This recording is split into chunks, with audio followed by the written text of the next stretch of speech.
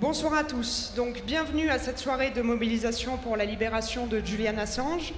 Nous sommes à l'Agora de la Fête de l'Humanité et cette soirée, comme je le disais, est retransmise sur le site de l'Humanité et sur les réseaux sociaux. Et j'espère que le message lui parviendra. Cher Julian, cette soirée t'est dédiée. Et ce soir, on prend le temps de s'arrêter sur Julian Assange d'abord. Journaliste, fondateur de Wikileaks, comment en est-on arrivé là ? À cet acharnement d'un pays, les États-Unis, d'une justice britannique inféodée et, disons-le, à une marginalisation médiatique d'autant plus inquiétante que toute la presse devrait s'intéresser à celui auquel son sort est suspendu. Petit retour en arrière, en 2010, une analyste militaire au sein de l'armée américaine, Chelsea Manning, transmet des milliers de documents classés secret défense à Wikileaks. Parmi ces fichiers, une vidéo d'une violence terrible qui provoquera un choc mondial. On y voit le vrai visage de l'expédition américaine en Irak. Un crime de guerre. Un hélicoptère qui ouvre délibérément le feu sur des civils dans une jouissance morbide. Cette guerre, comme celle de l'Afghanistan, elle est menée au nom des citoyens américains, au nom de la démocratie aussi. Et les révélations de Wikileaks revêtent donc une importance cruciale, comme en atteste la terreur qui s'est emparée du gouvernement états-unien et la fureur qui s'est déployée contre Julian Assange, accusé d'être proche du Kremlin et de servir les intérêts russes. Après avoir trouvé refuge pendant 7 ans dans l'ambassade équatorienne de Londres, dans des conditions terribles, où il est désormais avéré qu'un plan avait été constitué pour l'empoisonner, le kidnapper, il est aujourd'hui incarcéré dans la prison de haute sécurité de Belmarsh, dans un état de santé dégradé, et attend une hypothétique extradition vers les États-Unis où il risque 175 ans de prison. En janvier, la justice britannique décide de le maintenir en détention, mais à peine investi, le président Biden, qui se targue pourtant de vouloir constituer de grandes alliances démocratiques contre d'autres pays, décide de faire appel de cette décision et de réclamer son extradition. L'affaire est désormais entre les mains de la Cour de justice qui devrait examiner le dossier fin octobre. Nous connaîtrons alors les raisons de l'appel déposé par les États-Unis et s'ils sont autorisés à le faire. Ensuite, il faut prendre le temps de s'arrêter sur les conséquences de cette procédure sur la liberté d'expression et le journalisme d'investigation. Si Julian Assange était finalement extradé et condamné, cela signifierait que toutes les attaques sont désormais possibles à l'encontre de ce droit fondamental à l'information et sur le statut des lanceurs d'alerte. Cela reviendrait à criminaliser le journalisme. Julian Assange est accusé d'avoir exercé son métier, d'avoir informé les citoyens, d'avoir fait la lumière sur les crimes de guerre, la torture, les enlèvements, les disparitions, des scandales de corruption, des fraudes fiscales, des mensonges d'État et des atteintes aux droits fondamentaux. Accusé d'avoir révélé des affaires commises en notre nom, mais à notre insu. Pour cela, il a mis en jeu sa propre liberté et même sa vie. Il a été calomnié afin de détourner l'attention du public, déshumanisé par l'isolement. Accusé enfin d'avoir reçu des documents fournis par une source, de les avoir gardés afin de les divulguer au public. Ces charges peuvent donc s'appliquer à n'importe quel journaliste.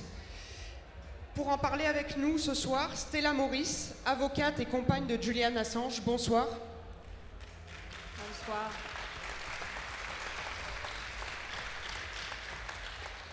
Antoine Vey, avocat français du journaliste.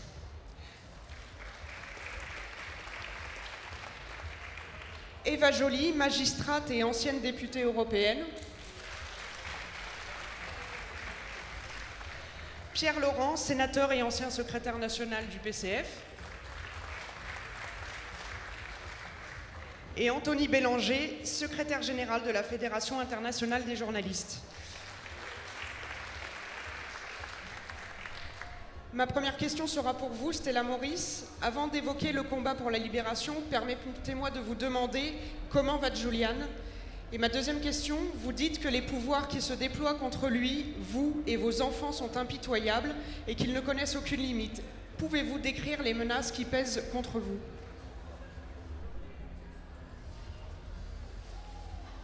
Well, I always get this question about how Julian's doing. And it's very difficult to answer because obviously he's not doing well. Je reçois beaucoup cette question concernant comment va Julian Assange et c'est compliqué d'y répondre. parce que évidemment il ne va pas bien. Excusez-moi. Je reçois beaucoup cette question concernant la santé de Julian Assange. C'est difficile d'y répondre car évidemment il ne va pas bien. Julian's been in Belmarsh prison since the 11th of April 2019. Il est en prison depuis le 11 avril 2019. And he's not serving a sentence, he's there indefinitely. Et il n'y est pas pour un temps défini, il y est de manière indéfinie dans le temps. And he's there because the US has abused its laws to keep him imprisoned. Et il y est parce que les États-Unis abusent de leur système légal pour le garder en prison. The case against him is so absurd, so baseless, that it should never have been taken. And it's a political case, but there is hope in the fact that it is a political case because if it is properly understood, then it can be stopped. Les charges contre lui sont absurdes, il n'y a aucun fondement, c'est un cas politique, ce qui peut être une bonne chose parce qu'on peut arrêter, si on arrive à faire comprendre que c'est un cas politique, on peut arrêter cet acharnement. But I have to say that Julian is a fighter and he is one of the strongest people I've ever met, and he gives me strength to fight. And the fact that he's survived this long is a testimony to his strength, his inner strength. But it's difficult. What gives him his fighting spirit is the fact that he's on the right side of history, but also the incredible and growing support that there is for him. Julian est un combattant, une des personnes les plus fortes que j'ai rencontrées dans ma vie. Il me donne énormément de force. Il a cette force car il sait qu'il est sur le bon côté de l'histoire, mais aussi grâce à toutes les personnes qui le soutiennent à travers son combat.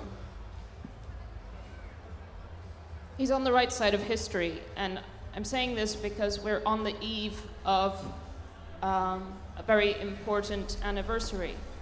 And in a way, it is an anniversary that gave birth to WikiLeaks. It's the 11th of September attacks. WikiLeaks was born out of Julian's idea to expose what had happened, what had been triggered by these attacks, which was the dismantlement of the international rules-based system and the corruption of an international system that defended human rights and instead systematically tortured, engaged in illegal wars that have killed hundreds of thousands and created huge displacements of people with incredibly grave effects over the past 20 years. Il est sur le bon côté de l'histoire et on va bientôt célébrer un anniversaire important, l'anniversaire d'une manière de la naissance de WikiLeaks, le 11 septembre 2001, avec le changement que ça a créé dans l'ordre mondial et la capacité d'un pays à détourner toutes les règles internationales censées défendre les droits humains pour causer des centaines de milliers de morts, des déplacements, des attaques illégales. Julian has perhaps been single-handedly the person who has done the most to expose the war on terror, exposed concrete examples of torture, of illegal killings, of criminality by the United States and others. And what is happening to him, it's important to understand in the big picture. It's like when a murderer kills all the witnesses because they don't want them to testify against them. Julian is a witness to not only the tortures and the illegality that have occurred through the past 20 years, but also the abuse and the psychological torture that has been committed on him. Julian est peut-être la personne qui a fait le plus pour exposer cette terreur mondiale qui s'est acharnée sur le monde à travers WikiLeaks et montrer concrètement ce qui se passe sur le terrain. Et du coup, la situation est comme si un meurtrier voulait se débarrasser de tous les témoins. En essayant de se débarrasser de Julian Assange, on se débarrasse de la personne qui peut nous montrer ce qui se passe vraiment. And you asked me about how we as a family have also felt the attacks on Julian. It's been happening for the past 10 years. When Julian first published the collateral murder video and the Iraq war logs, there were public threats against his eldest son, against his life. While we were in the embassy, we've learned that the security company that was working in the embassy was plotting to kidnap or kill Julian by poisoning him inside the embassy. And they were also instructed to steal our baby's DNA. They followed us, and the intimidation inside the embassy was constant. And I think Julian we're all traumatized by what has happened, and the ruthlessness and the lawlessness and the ongoing abuse, the fact that he's in prison for years and years, and he's being punished for the most important work of journalism ever, possibly. Vous m'avez aussi posé la question des menaces contre moi et ma famille et Julian. Depuis 10 ans, depuis les premières vidéos qui ont été publiées par Wikileaks, il reçoit des menaces constantes. Son fils aîné a été menacé publiquement. Quand il était dans l'ambassade, on a découvert que la société de sécurité de l'ambassade avait planifié de le kidnapper ou de l'empoisonner et de voler son ADN. Donc c'est des attaques qui sont constantes, qui viennent de partout contre Julian Assange, sa personne et sa famille, qui n'ont aucune limite. Julian says it's not just about me, it's about everyone, and it's true.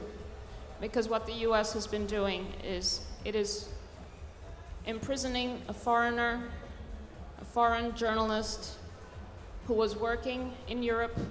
He was living in France at the time. He was invited to England by The Guardian to work.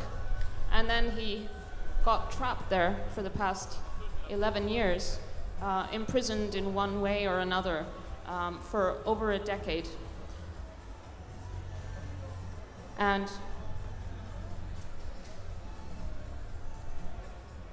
the US is limiting what is permissible to publish, what is permissible speech outside of its borders. It is an incredibly aggressive and dangerous proposition to decide what the political culture should be in Europe, in France, in Germany, in the UK, and so on, and being able to criminalize those who publish here. Julian rappelle que ce combat, c'est pas seulement le sien, mais c'est celui de tout le monde, car les États-Unis ont attaqué un journaliste étranger, européen, qui vivait et travaillait en Europe. Il vivait en France à l'époque, et il a été invité par le Guardian à venir au Royaume-Uni, et il a été piégé, et depuis, il y est, depuis plus d'une décennie. Et c'est une question très importante, car les États-Unis se permettent d'attaquer le droit des journalistes, le droit de rechercher et de publier des informations en dehors de ces frontières. Et c'est un combat qui devrait tous nous préoccuper. Merci Stella Maurice.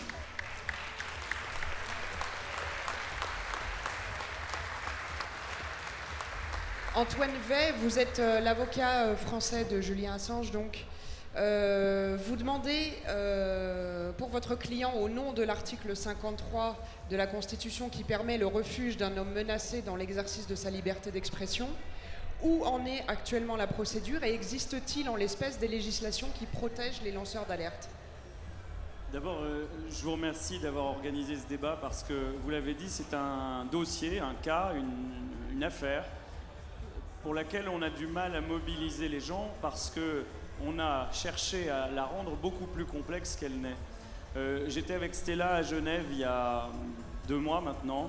Et en fait, le débat qui avait été organisé était organisé au milieu d'une plage. Et autour de nous, il y avait des gens qui dansaient, qui s'amusaient. Vous voyez, aujourd'hui, ce soir, autour de nous, il y a beaucoup de musique, de gens qui vivent. Mais avant de parler du dossier et du droit, je voudrais vous dire que j'ai eu la chance de voir Julian Assange dans son centre de détention. Quand je dis la chance, c'est l'opportunité de me rendre compte de ce que c'est un homme qui est évidemment sans aucune dangerosité, qui, même si l'on prend le parti de dire qu'il a commis des faits répréhensibles, ce que soutient les États-Unis et qui est éminemment contestable dans les faits, ne présente aucun danger, est poursuivi uniquement pour avoir diffusé des informations qui sont vraies, en coopération avec tous les plus grands quotidiens du monde, et se retrouve depuis 2 ans et demi détenu dans une prison de haute sécurité, à l'isolement total. Pendant plus d'1 an et demi, personne, même pas Stella, n'a pu lui rendre visite.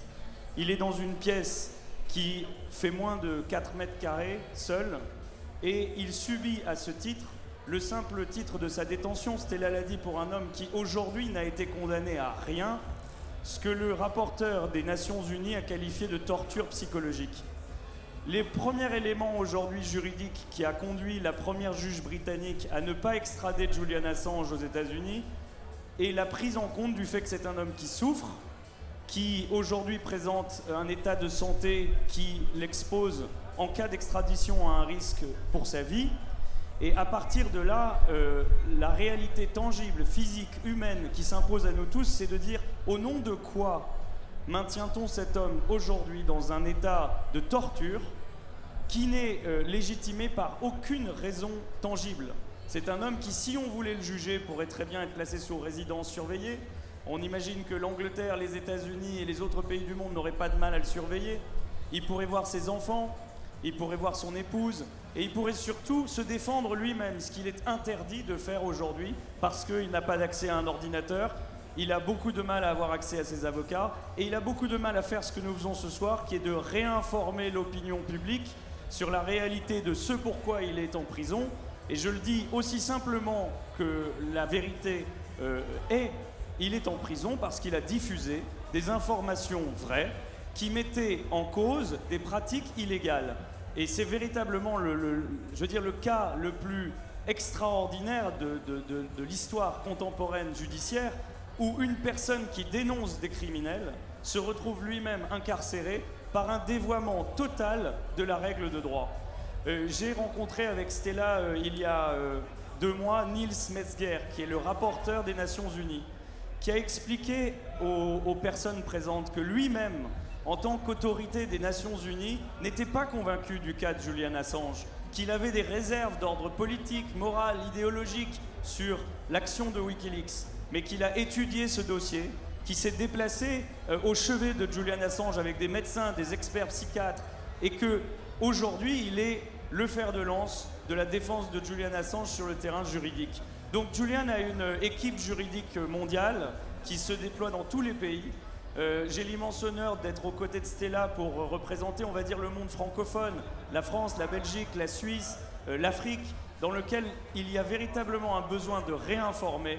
Il faut que les gens comprennent que ce n'est pas un cas d'une personne australienne qui serait lointaine et qui n'aurait aucune connexion avec nous-mêmes. C'est un cas pour toutes les personnes qui estiment qu'on ne peut pas exercer ses droits politiques, ses droits démocratiques, si on ne peut pas avoir accès à une information vraie. Julian Assange et Wikileaks ont révélé que les présidents de la République française avaient été espionnés par les États-Unis. Ils ont révélé beaucoup d'informations qui sont des informations qui, au titre des droits et de l'exercice des droits démocratiques, sont capitales. Et il a fait l'objet dans les 10 dernières années de désinformation permanente sur sa personne, de traitement illicite et, j'ai envie de dire, d'orchestration totale de charges qui n'ont jamais existé, jamais été poursuivies, jamais été étayées dans le domaine juridique. Et il est aujourd'hui emprisonné sur la base d'un mandat d'arrêt qui est éminemment contestable quand on le lit dans le dossier, qui n'a pas cessé de changer depuis des années, au point même que un mois avant l'audience d'extradition, les États-Unis ont enlevé des arguments pour en rajouter d'autres. Un argument très simple que tout le monde peut comprendre, c'est qu'ils arguaient, pour maintenir Julian en prison, que l'action de Wikileaks aurait mis en danger des gens qui représentaient les États-Unis. Et quand la défense de Julian Assange leur a demandé de donner les noms de ces gens, même prouver l'identité de ces gens, les États-Unis ont dû reconnaître que c'était pas possible parce que ce n'était pas vrai. Et on a, de manière successive, quand on parle de torture psychologique, c'est évidemment son état de santé qui est en cause, mais aussi le fait qu'il a sans cesse à combattre des informations fausses, des charges qui sont sans cesse renouvelées, avec aucun moyen de le faire. Wikileaks est une grande institution sur le terrain du droit d'informer, mais Julian Assange est une petite personne qui n'est pas soutenue par des moyens et des capitaux importants, qui est uniquement soutenue par la compréhension que chaque citoyen pourra avoir de son affaire et la volonté que vous aurez de porter cette affaire sur la place publique et d'exiger des gouvernants qui sont les nôtres qu'ils se mobilisent pour son dossier. Alors, j'en viens à votre question et j'en termine.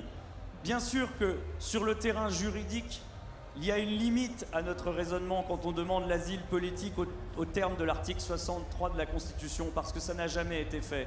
Mais ce qu'on attend en premier lieu, c'est une déclaration symbolique et une prise de parole forte de nos représentants, de nos institutions, pour dire la France, pays des droits de l'homme, la France qui n'accepte pas qu'on torture, c'est une différence fondamentale avec les États-Unis sur ces sujets-là, devrait à minima inviter les États-Unis à faire quelque chose de simple, puisque c'est une accusation politique, retirer cette accusation politique.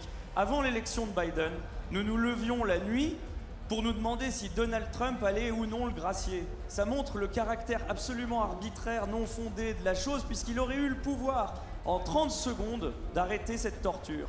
Donc, nous nous battons à la fois sur le terrain de la communication, sur le terrain du droit, évidemment, et nous espérons beaucoup de l'audience qui va se dérouler, parce que les juges britanniques peuvent aller encore plus loin que ce qu'a fait la première juge britannique en reconnaissant que Julian Assange n'est pas extradable, mais aussi en reconnaissant que le cas qui est monté contre lui est tout à fait politique.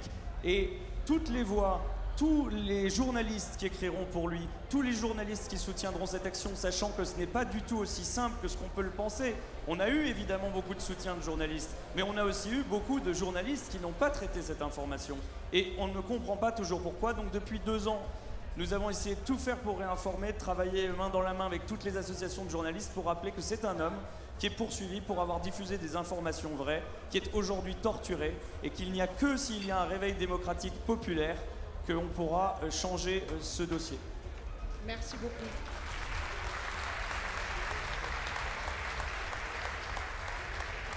Eva Joly, lorsque vous étiez députée européenne, vous avez participé à la lutte pour une meilleure protection des lanceurs d'alerte.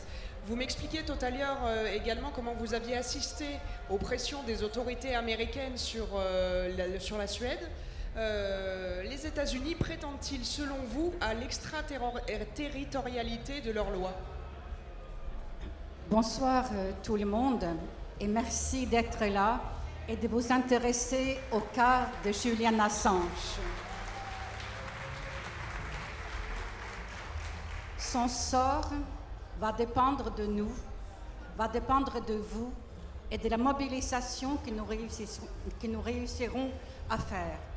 Car ce qui est dans le tuyau, ce qui est programmé, c'est son extradition vers les États-Unis, vers des conditions pénitentiaires terribles et envers des peines monstrueuses et surtout où il n'aura jamais un procès équitable. Et c'est une des raisons pour lesquelles il ne peut pas être extradé, c'est que nous savons pour sûr que le procès ne serait pas équitable. Nous le savons en raison des moyens que le CIA a développés pour mettre la main sur Julian Assange. Stella vous l'a raconté, on a même imaginé de l'enlever, de l'empoisonner. Il a été surveillé jour et nuit à l'ambassade et le président Trump a dit qu'il souhaitait qu'il soit condamné à mort. Donc comment voulez-vous qu'il ait un procès équitable? Donc cette raison seule suffirait pour ne pas l'extrader. L'autre raison pourquoi c'est absolument pas possible de l'extrader, c'est que c'est clairement un dossier politique. Julian Assange est un journaliste et un éditeur et il est inculpé pour espionnage. C'est-à-dire que le parquet américain a décidé que ce n'est pas un travail éditorial, mais qu'il s'est livré à des activités d'espionnage. Ils n'en ont absolument pas la preuve parce que tout simplement ce n'est pas vrai. Mais ce n'est pas parce que ce n'est pas vrai qu'il ne serait pas condamné, parce que, comme je l'ai dit, il n'aurait pas un procès équitable. Nous le savons parce que nous avons vu le procès de Chelsea Manning. Nous avons vu comment le procureur a essayé, à longueur d'interrogatoire, de lui faire dire qu'en réalité, c'était Julian qui l'a commandé, qui lui donnait des ordres, et elle ne l'a jamais dit. Il n'y a pas l'ombre d'une preuve du fait qu'il s'est livré à des actes d'espionnage. Donc, en réalité, ce que les États-Unis veulent, c'est l'extraterritorialité de leurs droits. Nous le connaissons dans d'autres domaines. En matière de corruption, par exemple, vous avez un conflit entre une société angolaise et une société française. Il suffit que les transactions ont lieu en dollars pour que l'Amérique puisse se saisir de ce dossier. Et ils aimeraient bien faire la même chose pour la presse. Ils aimeraient bien pouvoir décider de ce que est convenable de publier en Europe. Et ce qui gêne les États-Unis, ils aimeraient bien pouvoir l'empêcher.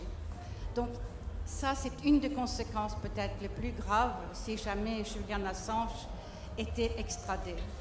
Et j'invite aussi les journalistes à réfléchir à ce que ça voulait dire si vraiment c'était de l'espionnage, parce qu'il y aurait beaucoup de receleurs dans la presse des éléments obtenus par espionnage. Donc on voit bien que cette loi, qui est une loi ancienne de la Première Guerre mondiale, qui est très dangereuse, elle n'a rien à voir ici. Donc la place de Julian Assange, elle est avec nous, en Europe, là où il choisit de s'établir, et la France se grandirait en lui accordant la nationalité française.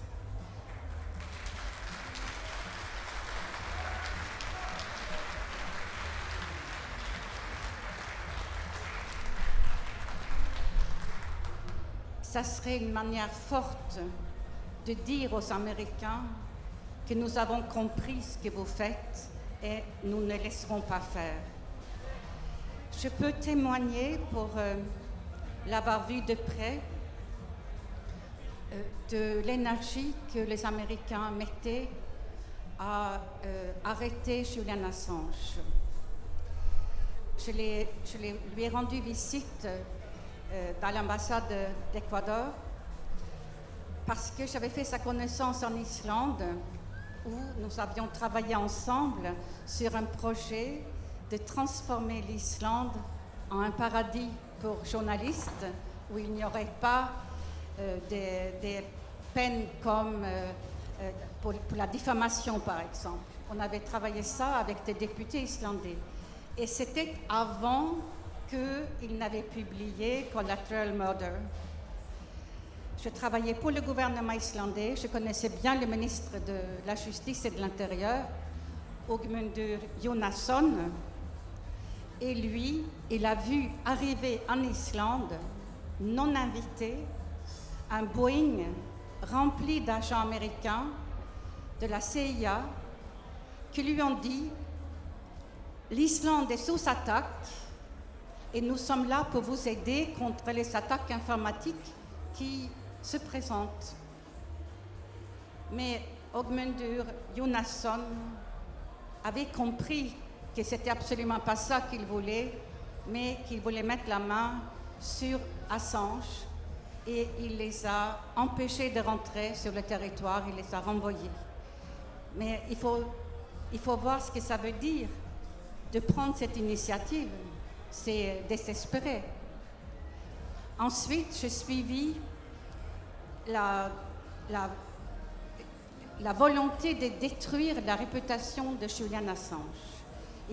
Et ça aussi, ça a été un procédé tout à fait ignoble et qui a réussi. Et nous avons à lutter contre l'image qui s'est détériorée. Il faut savoir que c'est une des techniques employées pour détruire quelqu'un. L'affaire, les accusations de viol suédoises ne sont pas vraies et tout le monde le savait depuis très longtemps. Tous les détails de cette affaire, vous pouvez les trouver. Mais comme Stella et l'avocat de Julian Assange l'ont souligné, le mandat d'arrêt émis n'avait pas de raison d'être. C'était vraiment tout à fait disproportionné. Julian Assange n'avait jamais refusé de s'expliquer devant la justice suédoise avant de partir. Il est parti avec l'autorisation des autorités. Et par la suite, lorsqu'un procureur ou un juge veut entendre un Européen dans un autre pays européen, il n'y a rien de plus banal. Ça s'est fait des milliers de fois tous les jours. Mais pour une raison assez facile à comprendre, la femme en charge de cette enquête à Stockholm, Marianne Ny, refusait de se déplacer et aller entendre Julian Assange à Londres. Elle préférait le mandat d'arrêt car l'objectif n'était pas le jugement pour des affaires de mœurs, mais était bien de le extrader vers les États-Unis. Donc nous avons vécu, Stella et moi, cet épisode de près. Nous sommes allés à Stockholm à l'époque pour dire que la prétention ou la décision de ne pas entendre Assange à Londres n'était pas juridique, c'était pas du tout une obligation. Ensuite, donc, toutes les actions désespérées lorsqu'il est dans l'ambassade d'Équateur, ils ont réussi, les Américains, à faire retirer la protection dont ils profitaient à l'ambassade. Tout ça parce que ça leur est totalement insupportable qu'on établisse la réalité de leurs actions qui, elles, sont criminelles parfois et devraient être poursuivies. Donc c'est ça aussi le paradoxe. Donc il y a un enjeu énorme, pas simplement humain.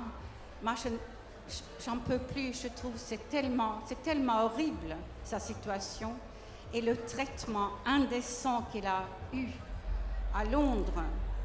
Il faut bien comprendre que quand ils viennent le sortir de l'ambassade, qu'ils le tirent par les membres, par les cheveux, qu'ils le portent d'une violence incroyable, il n'est pas condamné. Il a simplement une violation d'un contrôle judiciaire dans le cadre d'un mandat d'arrêt qui n'existe plus. Donc, tout ça, c'est n'importe quoi. Ils vont le poursuivre pour violation de contrôle judiciaire. Et il va prendre une peine de 50 semaines de prison ferme dans une prison de haute sécurité réservée à des meurtriers dangereux, à des terroristes. Il exécute cette peine. Ensuite, il y a la procédure d'extradition. La procédure, je vous invite peut-être à lire les témoignages de ceux qui ont suivi cette procédure. C'était aussi une parodie de procès. Et elle aboutit à ce qu'on refuse l'extradition. On pourrait alors penser que Julian Assange, qui était détenu depuis maintenant bientôt 10 ans, pourrait sortir, mais non. On refuse de les laisser sortir et en attendant l'appel, il est toujours détenu. Tout ça, c'est anormal. C'est totalement anormal et c'est des rapports de force. Il faut absolument se mobiliser. Il faut que les journalistes se mobilisent. Il faut comprendre que c'est la liberté de la presse qui est en jeu. Merci beaucoup.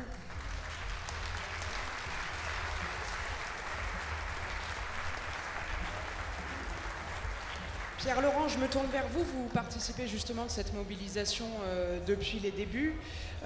Comment la France peut-elle faire entendre sa voix, alors même que Wikileaks a justement révélé que notre souveraineté avait été atteinte par l'écoute systématique des 3 derniers présidents? On a eu aussi un exemple l'été dernier avec l'affaire Pegasus, qui a jeté une lumière crue sur ces méthodes qui se perpétuent avec d'autres États, mais peu importe, et notamment à l'encontre des journalistes de l'Humanité. Comment faire entendre la voix de la France dans ce dossier Assange? Je crois que la France pourrait très facilement faire entendre sa voix par une déclaration et des initiatives telles que les énonçait Maître Veil. Mais nous savons aujourd'hui que pour espérer ce geste, cela suppose de renforcer de manière très importante la mobilisation citoyenne, comme vient de le dire Eva Joly. Parce que si cette mobilisation citoyenne ne prend pas d'ampleur, nous pourrons espérer ce geste, mais peut-être ne pas, ce geste peut-être n'adviendra pas. Donc je pense que il faut remercier l'humanité de prendre cette initiative ce soir, parce que nous sommes à quelques semaines de nouvelles échéances judiciaires qui sont très importantes, à la fin du mois d'octobre en Grande-Bretagne. Et il faut d'ici là, je pense, amplifier considérablement la connaissance de ce dossier. Il y a des choses qui ont été dites très fortes et que je ne veux pas répéter sur la situation humaine insupportable, mais je veux ajouter une chose. En vérité, cette affaire n'aurait jamais dû devenir une affaire judiciaire. C'est l'acharnement américain qui conduit à cette situation. Et les États-Unis, en vérité, ne recherchent pas la justice dans cette affaire. Les États-Unis procèdent à une vengeance politique contre un journaliste qui a, comme ça a été dit la vérité sur ce qui se passait en Irak. Et c'est le coup porté par cette vérité au discours entretenu par les Américains sur leurs objectifs guerriers qui fait tant de mal aux dirigeants américains. Et ils ne peuvent pas accepter que cette vérité franchisse les consciences. Et donc ils veulent faire payer à Julian Assange de manière complètement indigne le travail qu'il a conduit pour révéler cette vérité, alors que tout était fait pour la cacher.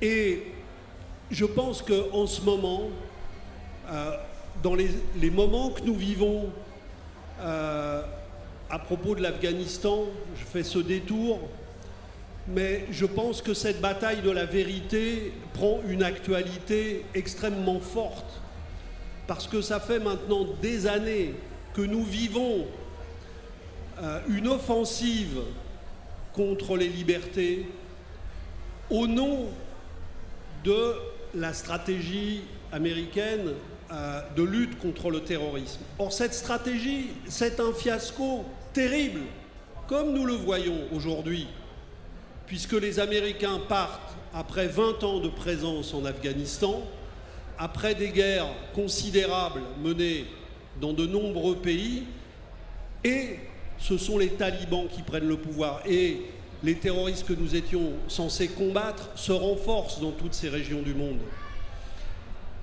Et en révélant ce qu'a révélé Wikileaks, cette stratégie était interrogée par des faits, par des réalités, par des crimes qu'il fallait mettre en débat, porter à la connaissance des citoyens, pour qu'enfin on puisse se faire une opinion sur ces enjeux fondamentaux pour l'avenir de l'humanité.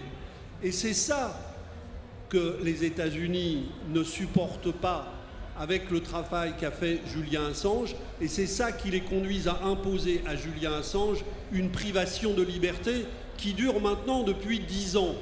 Parce que Julian Assange, certes, étant dans une prison britannique depuis moins longtemps, mais dès le moment où il a dû se réfugier à l'ambassade d'Équateur, il a de fait été privé de liberté. Donc depuis maintenant 10 ans, Julian Assange est privé de liberté et dans sa prison de haute sécurité depuis plusieurs années, traité de manière totalement indigne, avec une situation qu'on peut, comme l'a dit Maître Veil, assimiler à de la torture psychologique. Donc nous ne pouvons pas accepter ça. Et je veux dire que c'est la liberté d'informer, comme ça a été dit, qui est concernée, et la mobilisation des journalistes est absolument indispensable. Mais d'autres en parlent mieux que moi, même si, en étant aujourd'hui parlementaire, je n'oublie pas que j'ai été journaliste pendant plusieurs dizaines d'années. Donc évidemment, je suis sensible à ça. Mais je veux dire qu'au-delà de la liberté d'informer, les libertés, pas seulement la liberté d'informer, sont menacées. Nous vivons une période extrêmement dure qui fait peser des menaces sur les libertés. Et nous voyons des attaques régulières. Nous adoptons, puisqu'on dit que la France est concernée, nous adoptons en France des lois qui font reculer nos libertés depuis maintenant des années au nom de la lutte contre le terrorisme. Je veux en citer une qui est passée quasiment sous silence au détour d'un article d'une loi qui a été votée au mois de juillet au Parlement. Le secret défense des archives a été considérablement renforcé puisque, alors qu'une loi de 2008 en France rend communicables de plein droit les archives au-delà de 50 ans, cette loi vient de modifier en profondeur cet équilibre essentiel pour les libertés. Et cet article a été voté alors que tous ceux qui sont concernés, notamment les historiens, les archivistes, se mobilisaient contre ça, et a été voté quasiment dans l'indifférence générale au cœur de l'été. Donc nous avons des attaques incessantes contre les libertés au nom de la lutte contre le terrorisme, alors que le faisant, nous cédons précisément à la pression qui est exercée contre nous, puisque ce sont les libertés, au contraire, que nous devons défendre contre les menaces obscurantistes. Donc je pense que l'affaire Julian Assange est une affaire emblématique d'un combat fondamental, plus large encore que celui que nous révèle cette affaire, et qui nécessite la mobilisation de tous. Et je pense que pour ces raisons-là, la mobilisation autour de la situation de Julian Assange peut provoquer des avancées, une victoire démocratique si nous obtenons sa libération, une victoire démocratique qui aurait des conséquences extrêmement importantes dans bien d'autres domaines. Et je crois qu'il est urgent, effectivement, que les uns et les autres, citoyens, parlementaires, journalistes, nous nous engagions avec plus de force dans ce combat dans les semaines à venir. Nous savons que, sans surestimer cette initiative, mais la Fête de l'Humanité a souvent été un lieu qui permet de donner de l'écho à des combats qui prennent ensuite une très grande ampleur. Moi, je souhaite que cette initiative ce soir, que le témoignage de Stella Moris, tous les autres témoignages que nous entendons ce soir, nous aident à prendre conscience de l'importance de ce combat pour obtenir effectivement, parce que c'est une dimension sur laquelle nous pouvons agir, pour obtenir une parole, une initiative de la France contre la situation qui est faite à Julian Assange. Et je pense que la France s'honorerait d'avoir le courage de prendre cette initiative.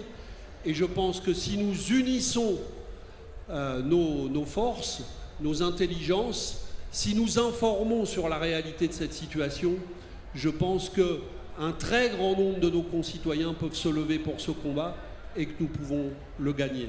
Merci. Merci beaucoup.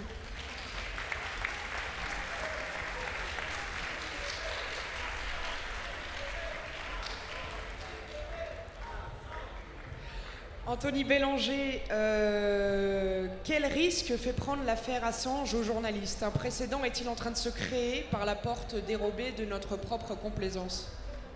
C'est très bien écrit. Belle question. Non, sérieusement, bonsoir à tous. Pierre a raison, on est vraiment devant un sujet extrêmement important et je me réjouis quand même qu'on ait pu organiser cette soirée-là d'y participer, bien entendu, avec Stella, avec Eva, évidemment, Maître Veil et Pierre. Je me souviens surtout, Pierre, que tu avais organisé avec le groupe communiste une question au sein du Sénat, qui avait été organisée avec nos syndicats.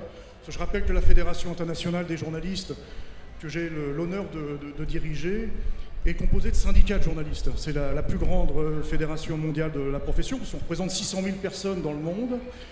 Et Wikileaks, on suit depuis des années. Et Maître, vous avez raison, c'est pas forcément les journalistes qu'il faut pointer du doigt, c'est les patrons de presse qu'il faut pointer du doigt. Parce que les journalistes, on en représente 600 000 dans le monde, et je peux vous dire que lors de nos congrès mondiaux, le dernier a eu lieu à Tunis en 2019, je vois qu'il y a un représentant de Wikileaks qui est dans la salle et qui était invité à notre congrès. Il y a eu une motion très forte pour Julian Assange. Et ce sujet, cette motion, c'est moi qui la suis à titre personnel. Mais en revanche, quand il s'agit d'aborder, je ne parle pas forcément de l'humain, mais quand il s'agit d'aborder la une d'un canard, l'ouverture d'un journal télévisé, là on se trouve en face de véritables patrons de presse qui sont impitoyables avec cette question-là. Et je veux pas... Il y a des problèmes partout, il y a des bons et des mauvais journalistes, il n'y a pas de problème là-dessus. Moi je défends des principes professionnels. Mais je veux surtout qu'on rappelle que partout dans le monde, et notamment en Australie, parce que Julian Assange, il est membre de notre syndicat australien, il a la carte de presse internationale de la Fédération internationale, carte de presse que j'ai moi-même signée.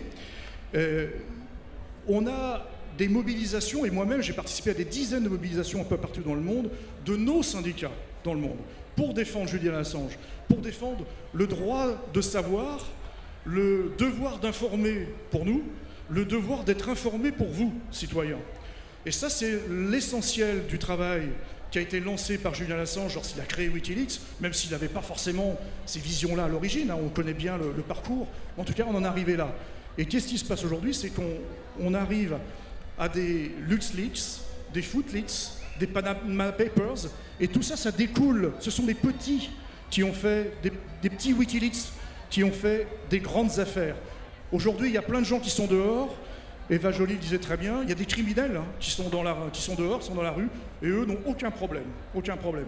Alors bien entendu, je parlais tout à l'heure des parlementaires, mais il n'y a pas beaucoup de groupes parlementaires qui se sont mobilisés en France, je parle de la France, mais même si je suis installé à Bruxelles, qui se sont mobilisés pour Julian Assange, à part le tien, j'en connais pas d'autres, je fais peut-être erreur. On a demandé à 2 reprises avec nos syndicats français que l'asile, juste l'asile, je ne parle pas de la nationalité, soit accordé à Julian Assange. 0 réponse. J'ai demandé à titre personnel qu'il devienne citoyen d'honneur de la ville de Bruxelles, capitale de l'Europe. On a fait une demande spéciale au bourgmestre. La réponse a été on verra ça l'année prochaine. Voilà, ça c'est toujours la réponse. Alors, c'est un sujet essentiel, vous l'avez compris. Son seul crime, c'est d'avoir révélé la vérité. Son seul crime, c'est d'avoir sorti des secrets qu'on essayait de cacher aux citoyens, pas forcément aux journalistes, mais cacher aux citoyens. Et il est clair qu'on fait bien la différence entre le journaliste qui l'est, en tant que rédacteur en chef, ex-rédacteur en chef de Wikileaks, et le lanceur d'alerte. On est sur 2 choses différentes, un lanceur d'alerte et la source qui permet aux journalistes de travailler, une des sources. Et le travail qu'on a pu faire avec la Fédération internationale, avec le papa de Julian, John Chilton, avec les amis de Wikileaks ou avec les différents citoyens, parce que je voudrais quand même dire que j'ai jamais rencontré autant de personnes qui se mobilisaient quand je voyage un peu partout dans le monde pour Julian Assange. Il y a des centaines de groupes qui se mobilisent, des citoyens qui ne le connaissent pas, mais qui se disent on a vraiment une affaire, on a un combat à mener avec lui. Et on est intervenu avec John Chilton, avec Nils Melzer également, le rapporteur spécial contre la torture des Nations Unies, dans les différents parlements européens, bien entendu, à Strasbourg, à Bruxelles, en Belgique, en France, pour rappeler tout simplement ces principes. Et la question fondamentale, elle est là. C'est votre liberté que vous allez défendre. C'est pas celle. C'est le procès du journalisme, ça c'est vrai. Le procès Assange, c'est le procès du journalisme. Mais c'est d'abord votre liberté. On rappelle souvent que dans nos chartes d'éthique, notamment la charte d'éthique mondiale de la Fédération, on rappelle que le premier droit du citoyen, en dehors de la sécurité et de la justice, c'est d'être bien informé. Et on commence par là. La bonne information, c'est pas forcément la journaliste qui l'a créé tout seul. Il l'a créé parce qu'il a des sources, il a des contacts, Et il a des citoyens qu'il doit informer. Il a une sorte de témoin de la vie qu'il mène, de la vie qu'il vit.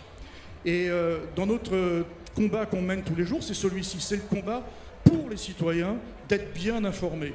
Et le combat de Julian Assange, même si aujourd'hui il est très affaibli, ça on le sait, et son père me le disait récemment, ou les amis de Wikileaks me le redisaient récemment, mais il y a toujours une petite lumière. Et pour avoir la mission qui est la mienne aujourd'hui, c'est-à-dire de représenter 600 000 personnes, et je peux vous dire que la profession de journaliste, elle est compliquée en France, elle est difficile en Europe, elle est catastrophique dans le monde, parce que j'ai encore un président de mon syndicat afghan qui s'est fait descendre dimanche dernier à Kaboul. Il était un des proches de Massoud, du fils Massoud. Il a été tué comme un chien dimanche soir. La situation des journalistes est extrêmement difficile. Je le rappelle toujours, mais les journalistes travaillent avant tout pour être lus, entendus, vus, et ils travaillent pour vous. Ne l'oubliez jamais. Et sans les citoyens, il n'y a pas de journalisme. C'est clair, il n'y a pas de journalisme. Et c'est pour cette raison-là qu'on continuera à se battre, nous en tant que fédération internationale, mais avec nos syndicats, nos 3 syndicats français, notamment nos syndicats hôtes aujourd'hui, le syndicat national journaliste CGT, qui a eu, et je remercie d'ailleurs Vadim Kaminka qui a eu le plaisir c'est moi qui ai le plaisir d'avoir été invité par Vadim. Merci Vadim, il doit être dans le secteur. Mais grâce aux syndicats de journalistes, en tout cas, et je parle que de la France aujourd'hui, c'est ça qu'on peut faire, avec bien entendu tout l'aspect légal, parce que moi je ne suis pas compétent, et il y a autour de cette table des avocats qui font un boulot extraordinaire. J'ai rencontré les avocats belges aussi, Anne Michos et Maître Marchand, sont des gens remarquables également. Mais toute cette mobilisation, elle ne se fait que grâce et avec les citoyens. Et vous comme nous, on est juste des relais, on est juste des spécialistes, et on ne pourrait rien faire sans vous. Merci encore.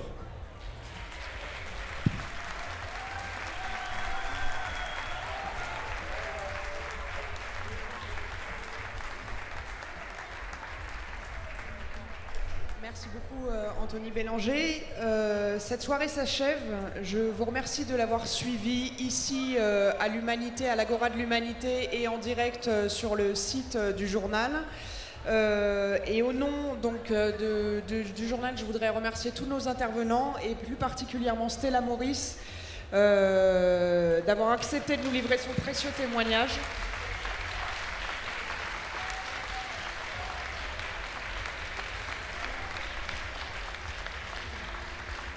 Et je voudrais lui dire que nous continuerons de faire vivre le combat pour la libération de Julian Assange dans nos colonnes. Merci beaucoup.